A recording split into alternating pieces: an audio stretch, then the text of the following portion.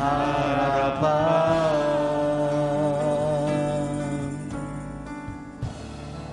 jemaat saya undang untuk bangkit berdiri, kita serukan Shema Yisrael, Yahweh Elohinu, Yahweh Echad.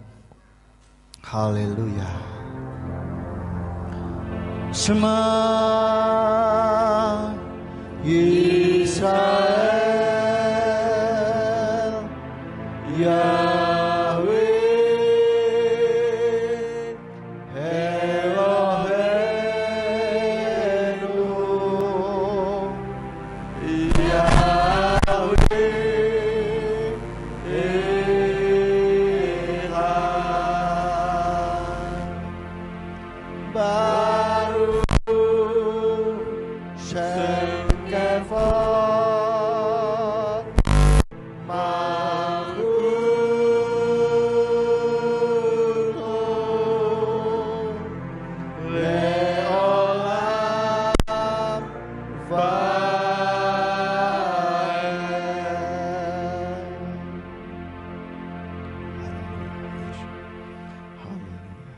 Terima kasih Bapak Yahweh buat kasih-Mu, buat penyertaan Tuhan sepanjang minggu ini, sehingga kami boleh sampai di hari ini untuk kami boleh memuji, memuliakan nama-Mu, dan tiba saatnya untuk kami boleh mendengarkan firman-Mu.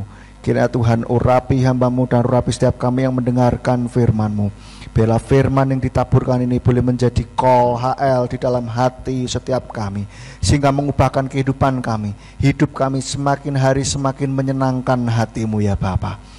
Jika ada kuasa kegelapan yang berusaha untuk memalingkan alam pikiran kami dari firman Tuhan, kami bersatu hati, kami tolak, kami usir di dalam nama Tuhan Yeshua Mesias.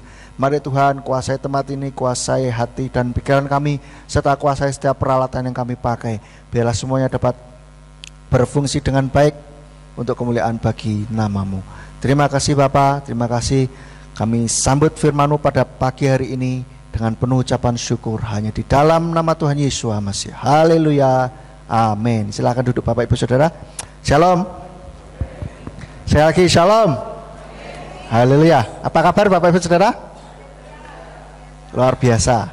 Ya, Bapak Ibu Saudara, pada pagi hari ini saya mau ajak kita semuanya untuk membahas sedikit yang baru-baru ini sedang hot ya, sedang ramai dibicarakan, dan biasanya memang di akhir tahun gitu kan, yaitu rancangan UMK tahun depan ya kan. Nah, rancangan upah minimum kabupaten kota ya, atau UMP, upah minimum provinsi. Biasanya itu rame, banyak yang protes ya kan, minta kenaikannya lebih banyak lagi kan begitu.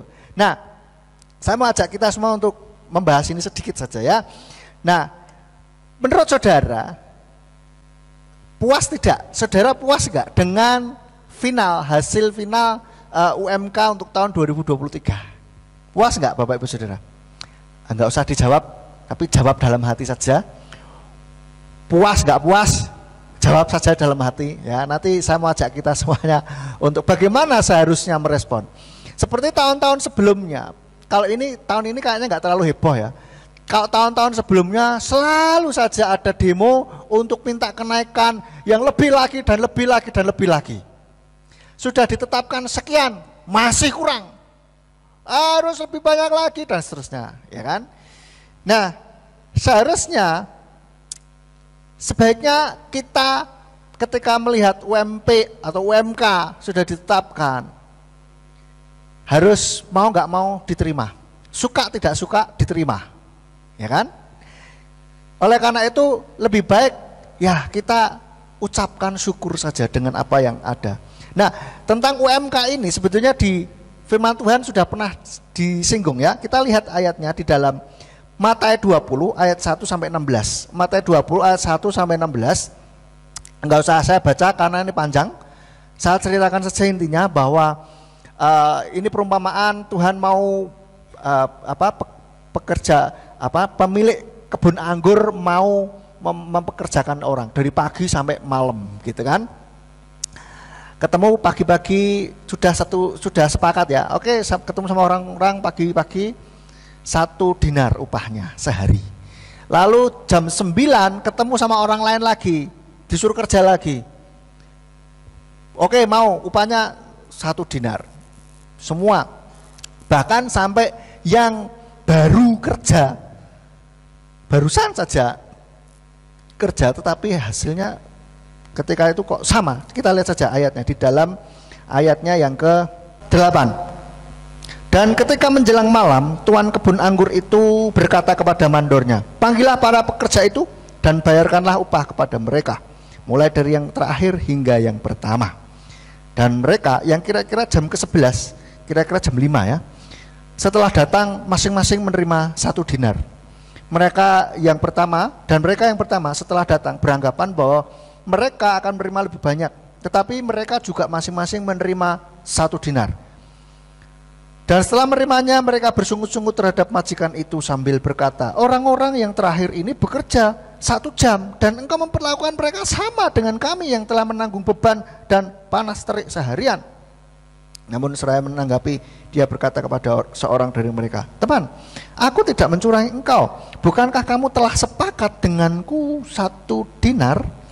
Ambillah milikmu dan pergilah. Dan aku ingin memberikan kepada yang terakhir ini seperti kepadamu juga.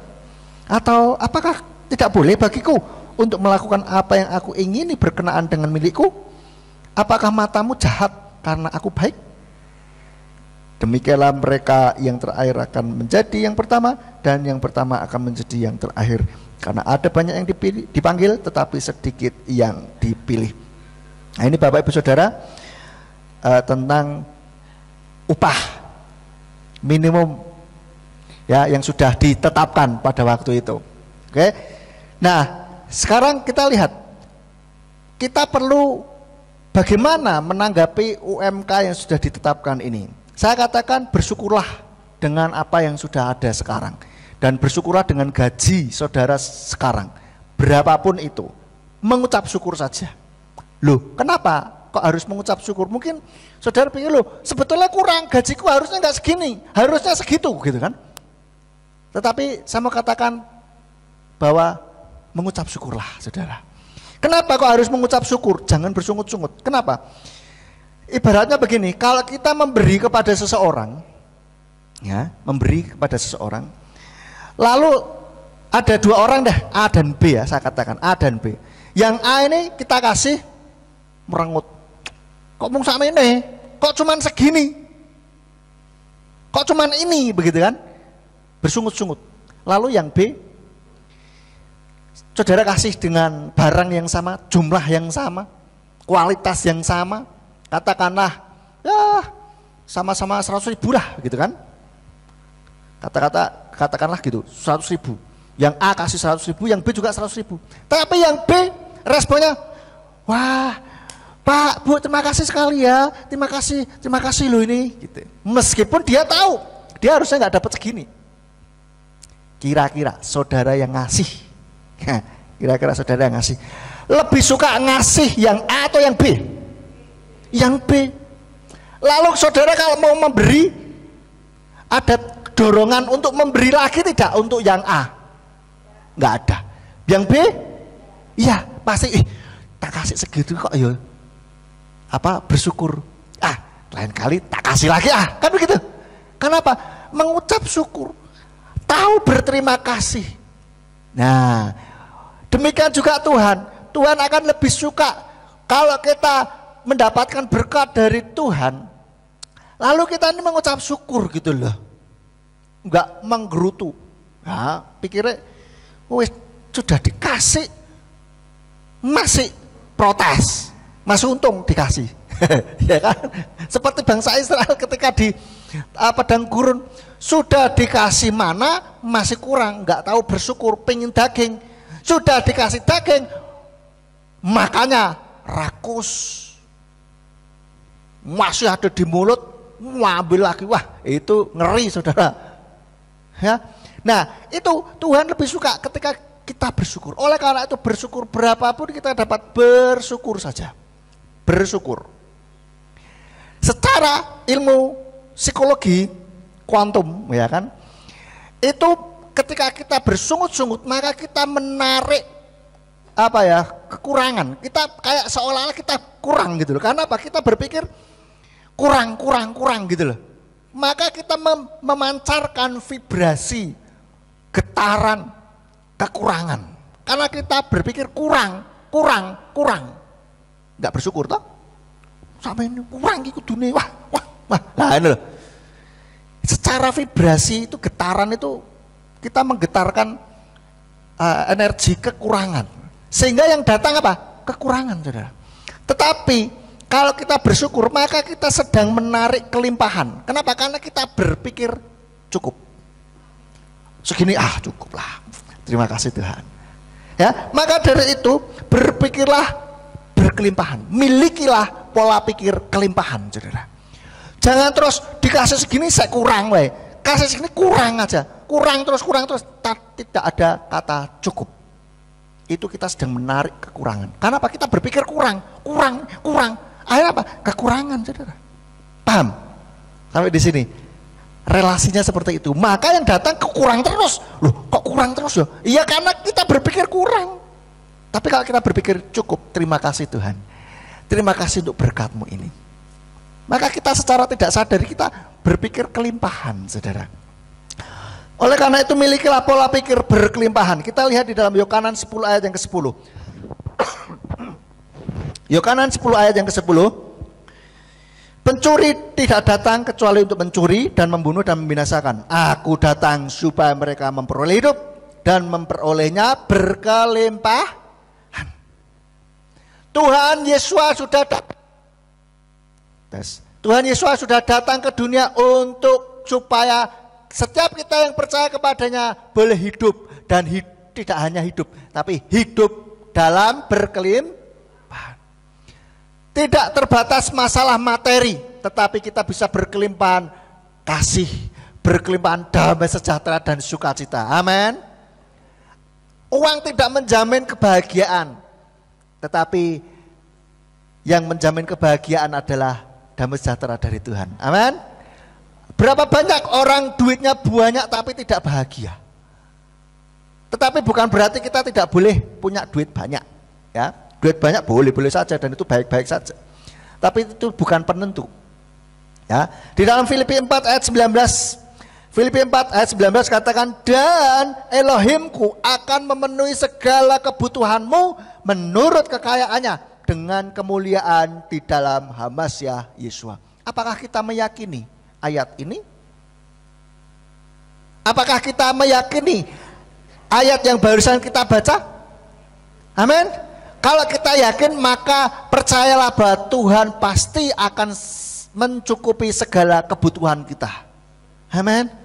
Ini saya belum ngomong tentang teknik-teknik ekonomi, beda lagi. Tetapi yang penting basicnya ini, dasarnya ini, hati kita penuh dengan ucapan syukur, dan kita yakin bahwa Tuhan pasti akan memenuhi segala kebutuhan kita. Ya. Nah, pola pikir berkelimpahan itu bagaimana? Maksudnya adalah kita melihat segala sesuatunya itu cukup bagi kita, tidak kurang, cukup untuk memenuhi segala apa yang kita butuhkan, sudah tersedia, dan semua dalam hidup ini itu membawa kebaikan bagi setiap kita.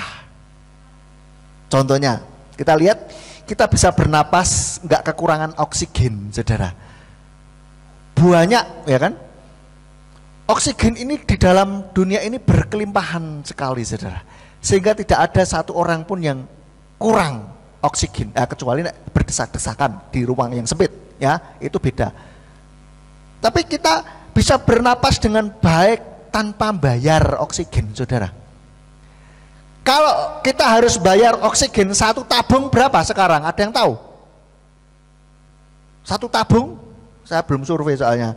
Satu tabung oksigen itu mahal, ya kan? Nah, ini kita tidak berkekurangan, saudara. Air ada, ya kan? Kita berpikir bahwa semua sudah tersedia. Bahkan berkat Tuhan secara materi pun sebetulnya sudah tersedia. Tinggal tergantung kita bagaimana kita mengambilnya, bagaimana kita menakarnya. Maka kita miliki dulu wadahnya. Kalau kita mau dapat berkat Tuhan, siapkan dulu wadahnya, yaitu apa? Hati kita yang penuh ucapan syukur. Itu wadah yang besar. Kalau saudara mau tak kasih, katakanlah ini butuh air semua, saya punya air. Saudara datang kepada saya mau kasih air. Saudara mau bawa wadah seberapa? Setangkir? Sak teko? Seberapa? Sak mangkok? Seberapa? Sebesar-besarnya. Ini gratis loh saudara. Tak kasih gratis wes. Sebanyak-banyaknya, tidak ada batasan. Saudara mau bawa apa? Gentong. Bawa gentong sebesar-besarnya. Oleh karena itu kalau kita memang mau menerima berkat Tuhan, pengen dapat berkat Tuhan. Siapa yang pengen dapat berkat Tuhan? Siapa yang mau diberkati? Haleluya. Yang semua kan? Enggak perlu ditanya. Maka dari itu kita siapkan dulu berkatnya, siapkan dulu wadahnya, gitu lah. Lah kita tidak siapin wadah, aku mau berkat, datang tanpa tangan kosong. Lah terus berkatmu taruh di mana? Buat mandi di situ. Habis itu sudah. Kalau kita mau minta berkat, siapkan dulu wadahnya. Wadahnya apa? Hati kita yang penuh ucapan syukur. Kalau hati kita selalu mengeluh dan mengeluh, itu kita ibarat kita bawa wadah cuman kecil saja. Dapatnya ya segitu sudahlah. Boro-boro dapat. Ya kan? Nah, saya melihat ada Tuhan pernah bicara kepada saya, memberikan hikmat bahwa coba lihat, ada seorang pemulung di perumahan kami. Setiap pagi itu pemulung agak budek sih, udah tua, agak budek. Tapi dia setiap pagi datang keliling gitu, dan selalu dapat kardus. Heran juga saya. Kadang-kala kalau pas ini dapat jackpot, nah jackpot dalam arti begini, dapat berkat banyak. Karena pas itu kami baru pindahan, butuh banyak dus kan. Nah, setelah selesai kan dusnya mau taruh mana? Yus taruh di depan gitu. Dia yang ngambil, bawa gerobak saudara. Dan kalau jalan pelan sekali, tapi dia rajin setiap pagi. Dan Tuhan kasih hikmat begini, coba lihat. Itu bapak itu ya, setiap pagi datang. Dan dia selalu, kan pasti mengharapkan dapat sesuatu. Entah kardus, entah botol kan begitu. Tapi selalu saja dapat. Dan dia tidak meragukan hal itu gitu. Pasti dapat. Dan kadang kalau saya lewat gitu kan, ada gerobaknya gitu ditaruh di jauh sana. Saya pas lewat itu, ya ada isinya saudara. Itu pagi-pagi meruput jam 6 itu sudah saya standby dia di situ. Cari itu pasti dapat. Nah, demikian pula ketika kita mau bekerja dengan sungguh-sungguh, Tuhan pasti menyediakan berkat bagi kita. Amin. Maka dari itu jangan mengeluh, jangan bersungut-sungut. Gajiku samene. Perhatikan, ketika kita mengucap syukur, katakanlah gaji secara materi dapatnya sekian, tetapi kalau Tuhan mengukur, kapasitasmu enggak sekian, tetapi sekian, maka kekurangannya ini Tuhan yang akan kasih, saudara. Amin. Tuhan punya kalkulatornya sendiri, saudara. Perusahaan tempat di mana saudara bekerja bisa salah ngitung, bisa kalkulator standarnya enggak cocok, tetapi Tuhan punya kalkulator dan punya standar sendiri, dan itu pasti cocok dengan kita. Lah kalau kita katakanlah oke, dapat gaji banyak, tapi kok selalu kurang terus, ya mungkin saudara pernah melihat atau pernah mengalami hal ini, melihat seseorang gajinya gede tapi kok kita kurang terus, ngutang weh. Lah uangnya kemana selama ini gitu kan? Nah, bisa saja karena hatinya tidak penuh dengan ucapan syukur, dan tentu saja mungkin karena boros dan tidak bisa ngatur keuangan, ya akhirnya bocor terus, kurang terus, gitu lah. Tetapi ada orang yang gaji cuma sekian, tidak seberapa, tetapi dia penuh dengan damai sejahtera dan bisa menabung, bahkan bisa melakukan banyak hal. Bisa. Itu dari mana? Berkat Tuhan. Upah itu dari keringat kita, tapi berkat itu dari Tuhan. Kita nggak ngerti dari mana datangnya itu. Wes, yang penting dasar sekali mengucap syukur. Jangan pernah mengeluh. Saya pernah menegur seorang itu, gaji kurang, saya bilang, saya kasih saran boleh, jangan mengeluh, apalagi dengan atasan. Wah, aku kurang sama ini loh, mengeluh gaji kok sama atasan. Jangan, saudara. Oke? Nah, milikilah pola pikir kelimpahan. Nah, contoh pola pikir kelimpahan itu seperti apa? Seperti di dalam Matius 20 ayat 15 tadi yang barusan kita baca. Katakan gini, atau apakah tidak boleh bagiku untuk melakukan apa yang aku ingini berkenaan dengan milikku? Apakah matamu jahat karena aku baik? Karena yang baru kerja 1 jam itu dapatnya juga sama-sama 1 dinar, saudara. Kalau dari sisi pekerja, wah nggak adil ini. Kalau dari sisi pegawai pemberi kerja, loh suka-suka saya, kamu sudah sepakat 1 dinar kan 1 hari. Berarti dia murah hati untuk yang baru kerja. Nah, ini pola pikirnya berbeda, saudara. Nah, contohnya lain lagi bagaimana dalam kehidupan kita sehari-hari. Dengan orang memiliki pola pikir berkelimpahan, dia tidak berpikir kurang, tetapi cukup. Itu prinsipnya ya. Nah, sekarang apa yang saudara pikirkan, rasakan ketika saudara bayar tagihan listrik, tagihan air, mungkin kontrakan kalau yang masih ngontrak, kos-kosan kalau yang masih ngekos, atau SPP anak-anak. Apa yang saudara pikirkan, apa yang saudara rasakan? Yang pertama, apakah bayar mana, duh. Apakah yang kedua, Tuhan terima kasih ada berkat cukup untuk bayar listrik, bayar air, bayar kontrakan, bayar SPP anak-anak. Mana yang saudara rasakan? Yang pertama atau yang kedua? Hah? Dijawab sendiri saudara, tidak usah teriak ya, dalam hati saja. Oh iya, aku yang pertama biasanya mengeluh. Waduh, jatuhnya bayar listrik. Duh, bayar mana? Saudara, itu bukan pola pikir kelimpahan. Pola pikir kelimpahan, bersyukur Tuhan, terima kasih ada berkat untuk bayar listrik, untuk bayar SPP, untuk bayar air, untuk bayar kontrakan. Amin. Itu pola pikir kelimpahan, saudara. Terima kasih Tuhan, saya bisa bayar. Begitu saudara, jangan bayar mana? Transfer mana? Duh, jangan saudara. Itu sedang kita menarik kekurangan. Kayaknya kita kurang gitu, kita nggak rela untuk keluarin duit gitu loh saudara. Orang yang berkelimpahan ngeluarin duit, memang harus keluarin ya sudah keluarin lah. Tetapi ya enggak, kita bukan berarti kita terus boros ya. Saya kan berpikir kelimpahan, mas, saya makan enak-enak saja. Wah wes, ayo sini tak traktir, kan berkelimpahan. Ya bukan begitu juga kali, ya kan? Artinya apa? Yang memang harus kita keluarkan, ya keluarkan. Tetapi gaya hidup jangan ditingkatkan, gitu loh. Gaya hidup ya, bukan taraf hidup. Gaya hidupnya jangan terus boros. Beda loh ya. Berkelimpahan dengan pola pikir berkelimpahan dengan gaya hidup boros beda. Pola pikir berkelimpahan adalah apa yang memang harus dikeluarkan, keluarkanlah. Mengelola dengan baik, gitulah. Ya, jadi ketika membayar tagihan sekarang jangan bersungut-sungut, bersyukur. Amin. Katakan kanan kiri, bersyukurlah bisa bayar tagihan. Ya, kayak gitu saudara. Ya, bersyukur. Lu ada duit air bisa bayar toh, betul gak? Bayar utang termasuk. Bersyukur saudara, karena saudara bisa bayar utang. Terus kalau bisa selanjutnya jangan ngutang. Kecuali untuk usaha puterin lagi itu lain masalah ya, utang yang produktif ya untuk bisa menghasilkan duit ya. Tapi kalau ngutang, ngutang gara-gara kita nggak bisa ngelola keuangan ya jangan.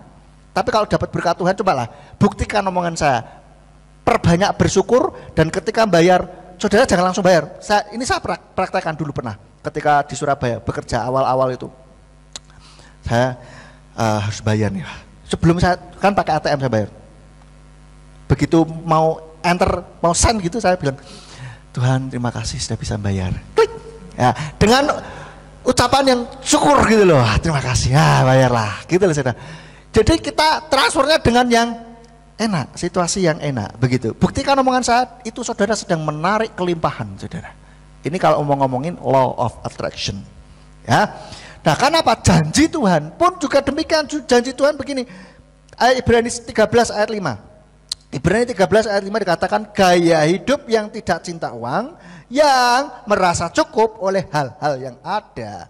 Sebab dia telah berfirman, aku sekali-kali tidak akan membiarkan engkau, dan bahkan sekali-kali tidak akan mengabaikan engkau. Loh, Tuhan gak akan pernah membiarkan kita. Maka dari itulah, mari kita imani apa yang sudah Tuhan janjikan. Ya, kita imani dan kita punyai pola pikir berkelimpahan. Jangan terus merasa kurang. Oh, gajiku sampeyan kurang, UMR kurang, semua kurang. Saudara, kalau mau nurutin nafsu nggak ada habisnya, saudara. Mau gaji seberapapun habis pasti. Ya, oleh karena itu jangan nurutin nafsu kurang. Bersyukurlah dengan apa yang ada. Ketika kita bersyukur, Tuhan akan memberikan kelimpahan. Tetapi kita bukan bertujuan bersyukur supaya terus dapat banyak, duit banyak, enggak. Tapi kita ucapkan syukur aja sudah. Enggak ada ruginya kok. Tidak ada ruginya mengucap syukur. Justru kalau mengeluh itu banyak ruginya, tidak ada untungnya. Ya, maka mengucap syukur saja. Loh, tapi memang kenyataannya kurang itu gimana, Mas?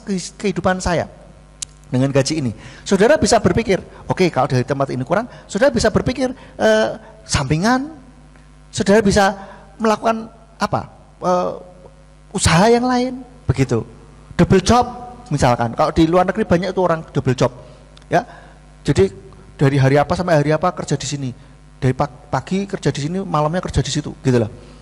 Sementara, nah, lalu kita atur keuangan kita, jangan boros. Apa hal-hal yang bikin bocor keuangan? Kita rem, kita cek apa nih, boros kuota. Wow, kuota saudara memang sekarang jadi kebutuhan pokok. Cuman yo, kalau memang masih kurang, kuotanya yang dikurangi lah, ya. Atau cari gratisan wifi, kan tidak apa-apa. Saudara kalau sehari-hari perlu ini, kadang mampir ke gereja lah, dapat wifi gratis, saudara. Ya kan, kalau sehari-hari di sini nggak dipakai, ya kan, pakai paling pas minggu tok, gitu loh. Pakai deng sehari-hari untuk radio streaming. Nah, saudara, begitu. Jadi hal-hal yang tidak penting bisa dipotong lah, gitu loh. Supaya apa? Kita bisa save keuangan gitu. Kita bisa menyimpan uang lebih gitu. Oke, ini ngomongin masalah uang, tetapi kita lihat berkat Tuhan tidak hanya masalah uang, ya kan? Damai sejahtera, kesehatan. Ketika kita mungkin masih struggle di dalam untuk kebutuhan hidup, tetapi ketika kita masih sehat terus bisa kerja, itu merupakan berkat Tuhan, disyukuri. Dan suatu saat ketika kita mengelola keuangan dengan baik, itu kita tidak akan morat-marit lagi. Nah, kalau sudah keuangan sudah settle, sudah baik, sudah mapan, paling tidak sudah cukup lah gitu kan, sudah pas.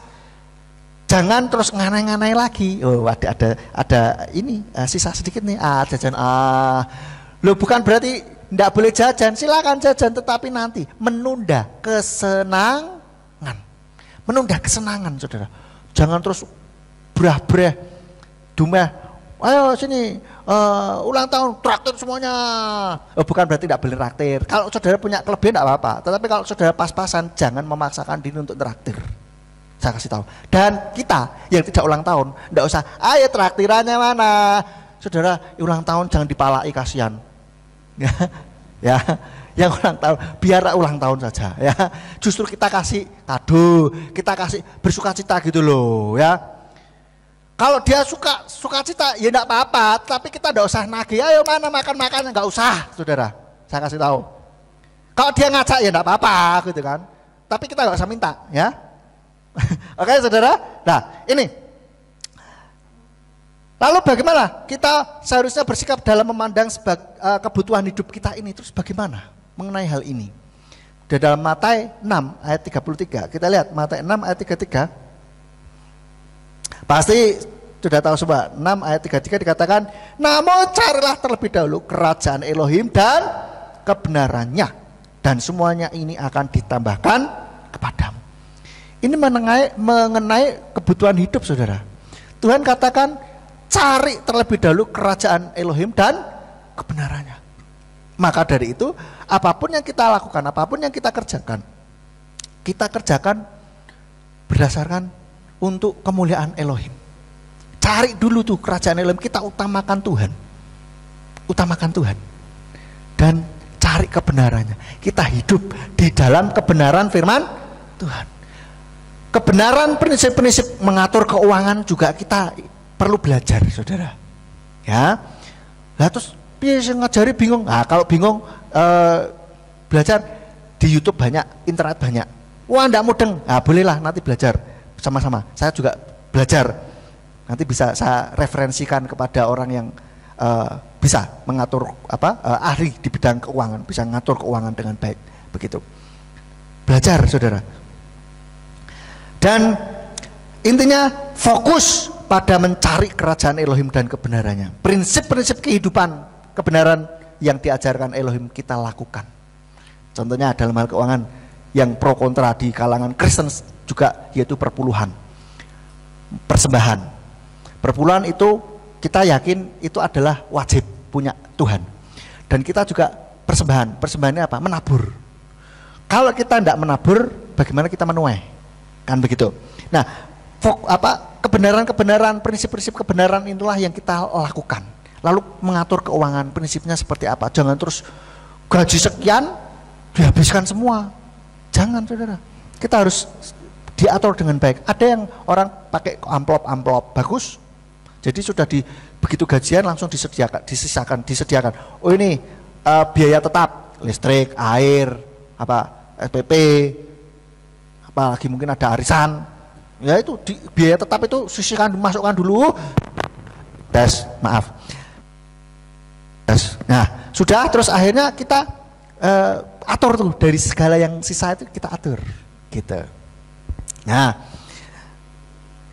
dan masalah kita mencari kerajaan Elohim. Kerajaan Elohim bukan mengenai makanan dan minuman. Kita lihat dalam Roma 14 ayat 17. Sebab kerajaan Elohim bukanlah soal makanan dan minuman, tetapi kebenaran dan damai sejahtera dan sukacita dalam Roh Kudus. Nah, inilah. Oleh karena itu kita kejar hal-hal ini, saudara. Bukan soal makanan dan minuman, tetapi soal damai sejahtera, sukacita, kebenaran oleh Roh Kudus. Kita hiduplah dalam kebenaran. Sudah, pokoknya lempeng-lempengan aja lah, lurus-lurusan aja. Nggak usah nganeh-nganeh, nggak usah coba main mata sama supplier, ya kan? Nggak usah, saudara. Ya, sudah lempeng-lempeng aja lah. Ya, Tuhan menyukai yang lurus-lurus aja. Lalu kembali ke masalah UMK. Bagaimana supaya kita bisa mendapatkan upah yang baik? Bagaimana kita bisa mendapatkan upah yang baik? Yang pertama, kerjalah dengan sungguh-sungguh, all out. Kalau kita bekerja dimanapun, kita kerja sendiri, kalau kerja sendiri tidak ada UMK ya, kerja ikut orang di institusi maupun di mana yang ini, sudah kerjalah dengan sungguh-sungguh. Loh, saya masih gajinya belum belum UMK, enggak apa-apa, kerjalah dengan sungguh-sungguh. Seringkali kebanyakan orang yang saya alami ya ketika wawancara sebagai HRD dulu, itu kebanyakan orang ngenyang gaji dulu. Gajinya berapa? Dia belum menunjukkan kinerjanya, apalagi fresh graduate kadang-kala idealismenya tinggi. Saya kan S1 harus sekian dong. Loh, S1 fresh graduate itu kadang gak iso apa-apa, saudara. Saya pernah ngalami fresh graduate juga loh ya. Saya bukan ngenyak yang fresh graduate, enggak. Kebanyakan gak bisa kerja. Belum bisa kerja. Belum punya pengalaman. Maka dia itu gak usah banyak ngenyang. Nih, terutama anak-anak muda yang masih fresh graduate ya. Gak usah ngenyang, lu aku maunya segini. Gak bisa, segini. Lu kita belum tahu hasil kerjamu kok. Tunjukkan dulu, baru bisa ngenyang. Jangan ngenyang dulu baru mau menunjukkan. Tidak ada itu kamusnya. Mungkin ada orang atau perusahaan yang mau, oke, baik, kamu ngenyang segitu, dituntut lebih lagi dan bebannya itu kita lebih banyak. Maka dari itu sudahlah, tidak usah terlalu ini dulu, masih fresh graduate kok. baru lulus kok sok-sokan ngenyang gaji tinggi. Jangan dulu, saudara belum punya bargaining power ya. Kalaupun saudara minta dan dikabulkan, maka dari perusahaan akan nekan saudara lebih lagi, tanggung jawabnya akan lebih kuat.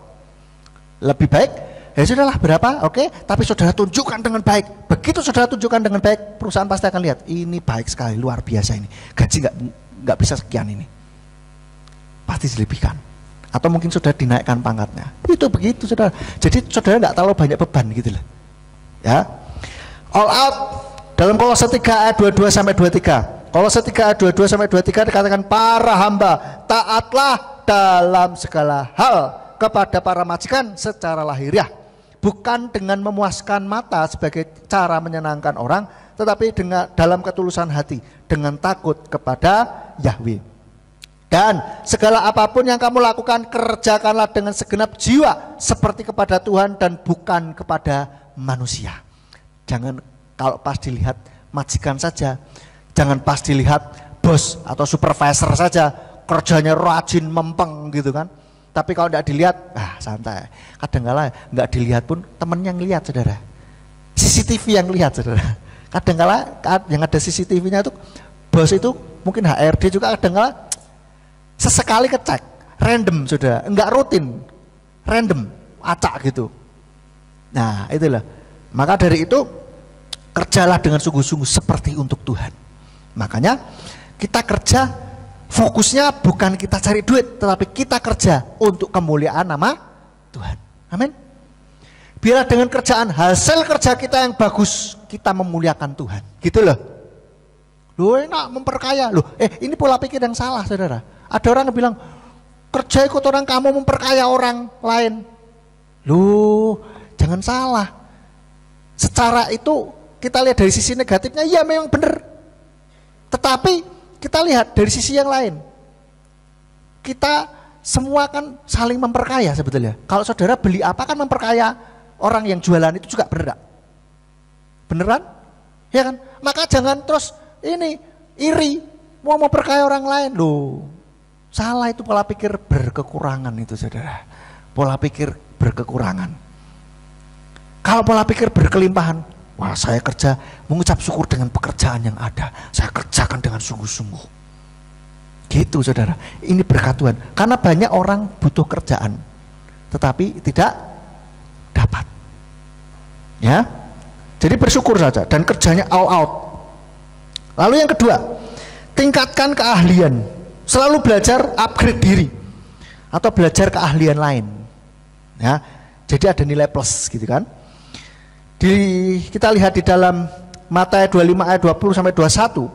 Dan yang telah menerima 5 talenta sambil mendekat, ia membawa 5 talenta lain seraya berkata, Tuhan, 5 talenta telah engkau serahkan kepadaku, lihatlah, dengannya aku telah menghasilkan 5 talenta lain. Dan tuannya berkata kepada yang baiklah, hai hamba yang baik dan setia, atas yang sedikit engkau telah setia, aku akan menetapkan engkau atas yang banyak, masuklah ke dalam sukacita Tuhanmu. Artinya ketika kita terus meningkatkan diri, maka kita akan berlipat ganda gitu saudara. Melipat gandakan talenta apa yang Tuhan sudah beri kepada kita. Dilipat gandakan, kita upgrade gitu loh. Lalu yang ketiga, minta penyertaan Bapa Yahweh. Jangan lupa, selalu minta penyertaan Bapa Yahweh. Saya selalu berdoa, biarlah Tuhan jemaatmu yang bekerja dimanapun engkau sertai sebagaimana engkau menyertai Yusuf ketika ada di Mesir. Karena apa? Penyertaan Tuhan itu penting bagi setiap kita.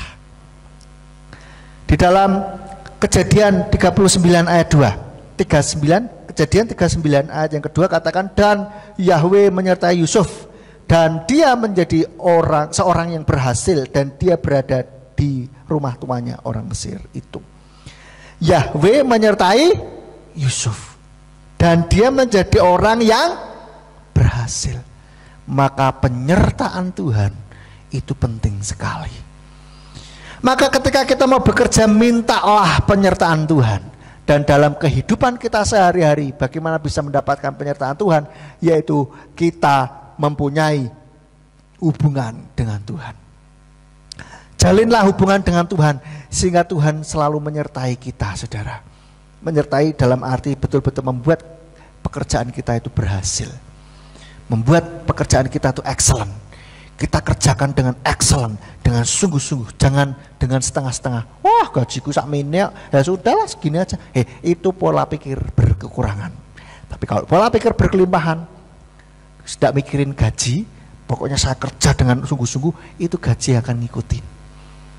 Hasil yang akan ngikutin. Ingat, mungkin secara materi perusahaan saudara, tempat di mana saudara kerja, ngasihnya seharusnya kurang. Harusnya lebih lagi. Tetapi ketika kita bersyukur, Tuhan yang akan kirim kekurangannya itu kepada kita. Amin. Yang jelas kita perbesar wadahnya kita ini dulu. Perbesar wadah kita dulu. Itu yang kita kerjakan. Ya. Nanti Tuhan bisa kasih entah dari mana-mana ya, kita ada job sampingan kah, ada orang kasih berkat kah, sehingga kita nggak perlu beli makanan, macam-macam. Saya pernah saksikan kepada saudara bahwa anak kos dulu kerja merantau di kota orang, selama 1 minggu tidak pernah keluar duit untuk makan. Itu satu hal yang luar biasa saudara, ya, hemat. Katakanlah dulu tuh kalau makan 15.000 lah sekali makan sak minumnya, itu yang sederhana, yang pokoknya kenyang lah gitu, bisa. Katakanlah 15.000 kali 3 45.000 kali 5 berapa saudara? Hitung sendiri. Lumayan hemat sekian ya saudara, gitu loh. Terus banyak hal yang lain, kadangkala ditraktir ya, kadangkala ini ada acara, enggak perlu ini keluar duit, kan begitu saudara. Banyak hal, Tuhan banyak melakukan banyak hal buat kita, untuk kita bisa menikmati berkatnya. Lalu yang penting jangan terobsesi dengan harta dunia. Wah, pokoknya harus jadi kaya. Lu enggak salah jadi kaya. Cuman jangan itu yang kita kejar. Karena firman Tuhan di dalam Matius 6 ayat 19 ayat 21 dikatakan bahwa janganlah menimbun bagimu harta di bumi, tempat ngengat dan karat merusak, dan tempat pencuri membobol dan mencuri. Namun kumpulkanlah bagimu harta di surga, tempat baik ngengat maupun karat tidak merusak, dan tempat pencuri tidak membobol maupun mencuri. Karena di tempat hartamu berada, di situ juga hatimu berada. Maka kita carilah harta di surga, kata Tuhan. Kalau kita mau cari harta, carilah harta di surga. Bagaimana caranya? Nah, ini kita ngomongin UMKS, upah minimum kerajaan surga. Saya tadi katakan semua punya standar. UMK pun juga ada perhitungannya, ada caranya, ada standarnya. Maka UMKS, upah minimum kerajaan surga, juga ada standarnya, ada perhitungan sendiri. Di dalam Mazmur 62 ayat 13, Mazmur 62 ayat 13 katakan, dan milikmulah kasih setia ya Tuhan, karena Engkau memberi upah kepada orang sesuai dengan perbuatannya. Jadi upah kita sesuai dengan perbuatan kita. Maka dari itu pastikan perbuatan kita itu sungguh-sungguh. Nah, bagaimana? Yang pertama, setialah sampai akhir. Kita ngumpulin harta di surga ini saudara ya. Setia sampai akhir. Matius 20 ayat 8 itu menceritakan tentang pembagian gaji hari itu. Orang gajinya diberikan itu pada akhir hari, menjelang malam, jadi kira-kira jam 6 begitu ya, baru dikasih. Nah, oleh karena itu yang dapat gaji siapa? Yang bertahan, yang terus bekerja sampai akhir.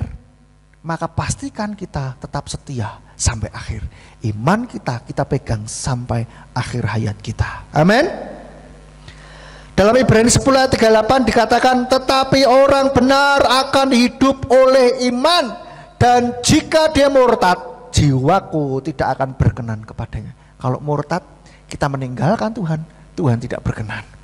Oleh karena itu pastikan diri kita setia sampai akhir. Jangan pernah tinggalkan Tuhan karena harta, tahta, dan cinta. Atau hanya gara-gara tekanan hidup, hanya karena aniaya, hanya karena apa yang membuat kita bimbang. terus meninggalkan Tuhan. Ya. Pastikan diri kita tetap kuat. Pastikan diri kita, iman kita tetap bertahan kepada Bapa Yahweh. Setia sampai akhir. Pastikan diri kita setia sampai akhir. Katakan kanan kiri, setia sampai akhir.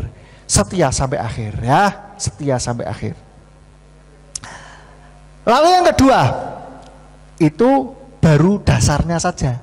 Kalau mau dapat UMK, saudara mau dapat UMK upah minimum atau kalau bisa lebih? Pengennya lebih dong, ya. Loh, katanya suruh bersyukur saja. Loh iya bersyukur, tapi kalau disuruh milih mau dapat yang minimum atau lebih dari minimum? Lebih pastinya, pengennya dapatnya lebih. Nah, kalau pengen lebih, yang kedua, tahan menderita karena kebenaran. Loh kok bisa? Kita ngomongin harta di surga ya. Kita ketika menderita karena kebenaran, tetaplah bertahan saudara. Itu bonus. Itu bonus. Loh kok bisa? Ya, kita lihat di dalam Lukas 6 ayat 22 sampai 23. Lukas 6 ayat 22 sampai 23. Berbahagialah kamu manakala orang-orang membenci kamu dan manakala orang mengucilkan kamu dan mencaci maki serta menyingkirkan namamu sebagai yang jahat karena anak manusia. Pada hari itu bersukacitalah dan bergembiralah karena lihatlah upahmu besar di surga. Karena berkaitan dengan hal itu para leluhur mereka selalu melakukannya kepada para nabi. Ingat, karena hal itu upahmu besar di surga, bukan upahmu minimum. Bukan upahmu pas standar, saudara. Ini sih kata upahmu besar. Maka dari itu ketika kita menderita karena kebenaran, ketika kita dicaci maki karena kebenaran, bersukacitalah. Mengucap syukur, jangan sakit hati saudara, bersyukur. Waduh Tuhan, terima kasih dapat jackpot, dapat bonus. Ya kan? Enggak semua orang dapat itu. Betul enggak? Enggak semua orang dapat. Di sini janji Tuhan, upahmu besar. Maka dari itu bersukacitalah. Tapi ya terus jangan, oke, kalau gitu saya memberitakan nama Bapak dengan sakarpe dewe terus akhirnya kita dibenci. Yo salah dewe, itu bukan begitu maksudnya. Kita sudah baik, kita sudah melakukan kebenaran, kita sudah mengasihi orang, masih dipaidu, masih dicelatu, masih di ini. Ya sudahlah, bersyukurlah saudara. Ya. Karena iman kita terus kita menderita, bersyukurlah. Kita kan ini di Ambarawa ini kan dulu tempat teraniaya, betul tidak saudara? Bersukacitalah, jangan membenci mereka menganiaya kita, justru bersyukur, bersukacita. Ada di sini yang dikucilkan teman-temannya sekitarnya, dianggap sesat, hampir semua kayaknya ya. Bersyukurlah, bersukacitalah, karena upah kita besar di surga. Gitu saudara. Jangan sakit hati, jangan terus baper, jangan. Senang saja, bersukacita. Oke? Selanjutnya, yang ketiga. Nah ini yang ketiga. Yang ketiga yaitu mengasihi musuh. Lebih tepatnya mengasihi orang yang membenci kita, yang memusuhi kita. Loh, kok bisa? Apa ada janji? Oh, ada saudara. Kita lihat Lukas 6 ayat 35. Lukas 6 ayat 35 dikatakan, namun kasihlah musuh-musuhmu dan berbuatlah baik serta pinjamkanlah dengan tidak mengharapkan balasan apapun dan upahmu akan besar. Dan kamu akan menjadi anak-anak yang maha tinggi karena dia tetap baik terhadap orang-orang yang tidak tahu berterima kasih dan yang jahat. Ya, saudara. Kita sudah berbuat baik sama orangnya malah menjahatin kita. Ditolong malah mentung. Tetaplah berbuat baik. Tapi jangan sampai dimanfaatkan. Ingat, ini beda tipis. Berbuat baik, tapi jangan sampai dimanfaatkan. Artinya begini, sudah tahu nek utang orang bayar, kita terus ngasih terus, kita sendiri dalam kondisi pas-pasan. Terus ya itu tidak berhikmat, kita dimanfaatkan. Ya, tetap berhikmat, Tapi jangan menjahati balik gitu. Tetaplah baik sama mereka. Amin. Adakah orang yang memusuhi saudara? Ada? Berbuat baiklah kepada mereka. Amin. Nah, karena balasan, bahkan ini ya, pinjamkan dengan tidak mengharapkan balasan apapun dan upahmu akan besar. Kalau kita memang ada, mau minjami silahkan, ya kan? Tetapi ingat, jangan sampai dimanfaatkan. Minjami boleh, tidak usah ya, dengan ikhlas lah, gitu kan? Membantu silakan, ya begitu. Yang keempat, ya, tetaplah berbuat baik. Dalam Galatia 6 ayat 9. Galatia 6 ayat 9 dikatakan, dan kita tidak boleh patah semangat manakala berbuat baik, karena kita akan menuai pada saatnya sendiri jika tidak dilelahkan. Kita tidak boleh patah semangat ketika kita berbuat baik, saudara. Loh, aku sudah berbuat baik kok dia balasannya begitu ya. Ingat, jangan patah semangat. Itu kita sedang menabur kebaikan, saudara. Tapi ingat, jangan sampai dimanfaatkan. Kalau dimanfaatkan, itu kita tidak berhikmat. Ingat, cerdik seperti ular, tulus seperti merpati. Cerdik. Kita jangan sampai dibohongi. Kita jangan bohongi, tapi ya jangan sampai, kalau bisa jangan dibohongi. Gitu ya.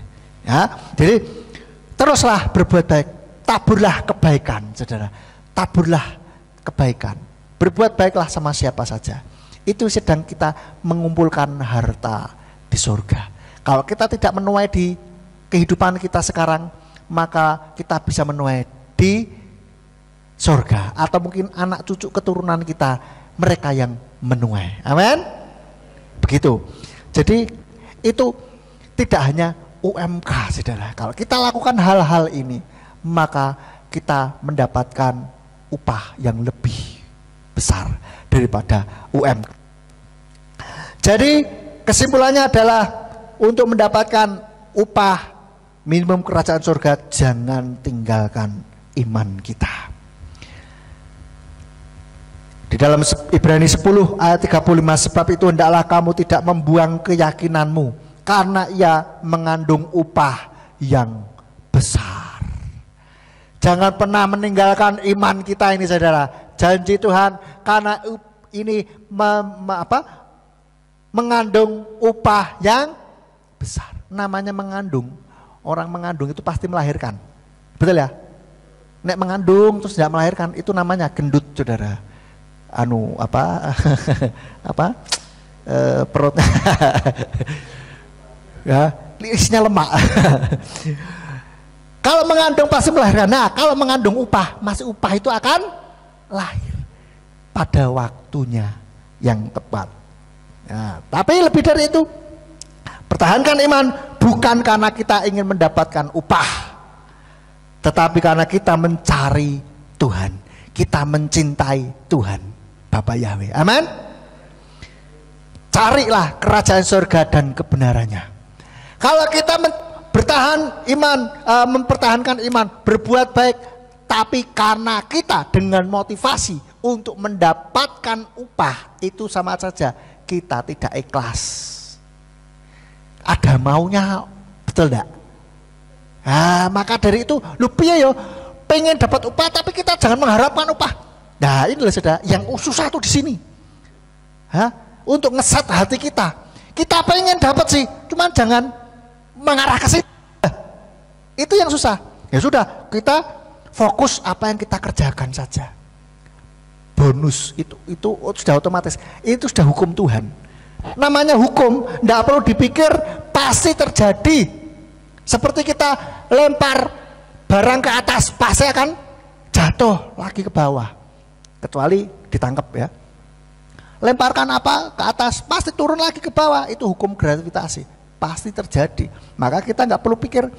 Pokoknya kalau kita menjalankan kebenaran firman Tuhan, hati kita fokus kepada Tuhan, siapkan wadah kita yang besar, kita bersyukur untuk apapun yang terjadi, apapun yang kita dapatkan, kita siapkan wadah kita ini, pola pikir berkelimpahan, sudah, itu otomatis akan datang. Berkat-berkat itu akan datang. Dan kita mencari kerajaan surga dan kebenarannya, karena kita betul-betul cinta akan Bapa Yahweh. Amin. Maka semuanya itu akan ditambahkan kepada kita. Amin. Buat menantu Tuhan, biarlah kebenaran firman Tuhan ini boleh menjadi kekuatan di dalam hati setiap kita.